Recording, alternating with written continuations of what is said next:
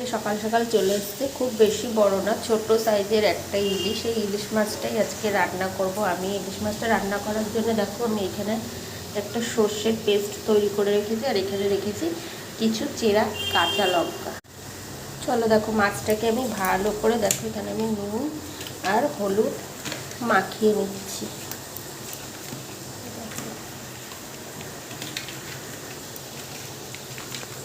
চলো দেখো দিয়ে দিয়েছি হচ্ছে কড়াইতে তেল। তেলটা খুব ভালো করে গরম হবে, তারপরে নুন হলুদ মাখানো মাছগুলো আমি কড়াইতে দেখো দিয়ে দিয়েছি। কড়াইতে মাছগুলো খুব সুন্দর করে আমি একটু ভেজে নেব, তারপরে আমি এটাকে রান্না করব।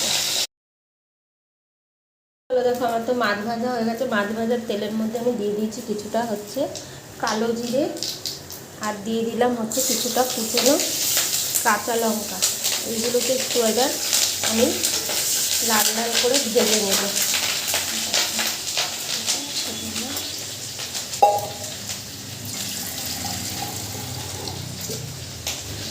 এই দেখো কাঁচা লঙ্কাটা আর কালো জিরেটা একটু লাল লাল করে ভেজে নেব।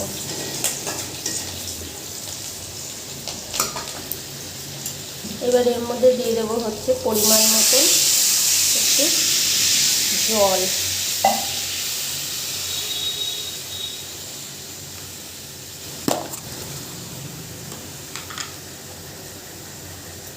এর মধ্যে দিয়ে দিচ্ছি আমি 1 চামচ হলুদ।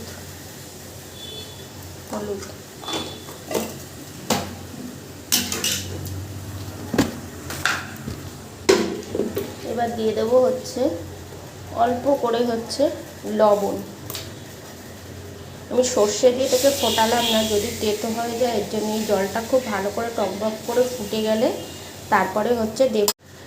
দেখো আমার ঝোলটা তো খুব ভালো করে টকবক করে ফুটে গেছে, লঙ্কাগুলো সেদ্ধ গেছে। এবার দেবো আমি হচ্ছে এই যে সর্ষের পেস্টটা,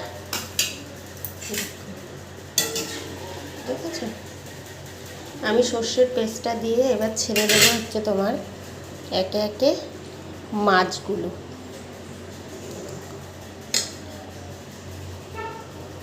ঠিক আছে, মাছগুলো ছেড়ে দিলাম। হয়ে যাক, আবার তোমাদের সাথে দেখাচ্ছি। চলো আমার তো মাছের ঝোলে ফুটছে, দেখো টকবক করে। আমি উপর দিয়ে কটা চেরা কাঁচা লঙ্কা দিয়ে দিয়েছি। দেখো আমার তো মাছ রান্না করা কমপ্লিট। এবার দিয়ে দেবো উপর দিয়ে হচ্ছে একটু দেখো সরষের তেল। কেমন হয়েছে তোমরা অবশ্যই বন্ধুরা একটু কমেন্ট করে জানিও।